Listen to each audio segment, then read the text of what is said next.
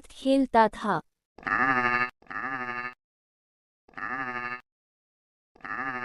एक दिन राहुल खेल खेल में जंगल के पास चला गया। वापस आकर उसने नानी से कहा, नानी, आज मैं जंगल के पास गया था। तभी नानी ने उसे डांटा और राहुल से कहा कि कभी भी जंगल की तरफ नहीं जाना। उसकी नानी ने उसे शाम होते ही घर के अंदर रहने को कहा था। लेकिन राहुल के मन में भारी जिज्ञासा जाग गई। गर्मियों की एक उमस भरी रात थी। आसमान में बादल छाए हुए थे और हवा में एक अजीब सी सन्नाटा थी। बाहर कोई नहीं था। राहुल, जो शहर से अपनी नानी के गांव छुट्टियां बिताने आया था, अपने कमरे की खिड़की से बाहर झांक रहा था। नानी ने राहुल को ये भी कहा था कि रात में बाहर से बहुत अजीब सी आवाज आती है। कभी भी उस आवाज के पीछे मत जाना।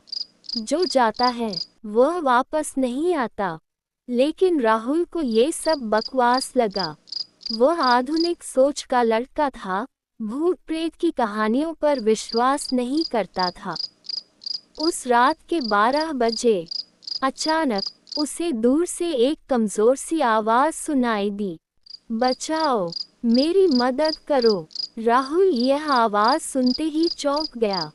आवाज गांव के जंगल के पास पुराने कुएं की तरफ से आ रही थी, जिसके बारे में कहा जाता था कि वहां कई साल पहले एक युवक की रहस्यमयी मौत हो गई थी।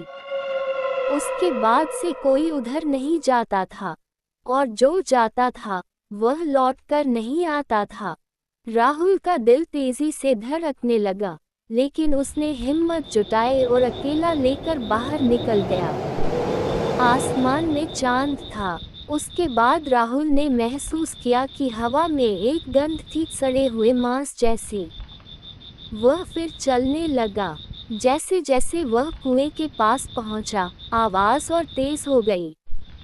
यहाँ आओ, मुझे बाहर निकालो। उसने कुएं के पास जाकर देखा, और फिर उसने देखा कुएं के बाहर थोड़ी दूर पर एक सफेद धोती में एक युवक खड़ा था, जिसकी सारी देह नीले रंग की थी। तुम आ गए, अब तुम्हें भी हमारे साथ रहना होगा। राहुल डर के मारे रो पड़ा। उस वक्त नानी की बात याद आ गई। वह भागने लगा। कुछ देर भागने के बाद उसने देखा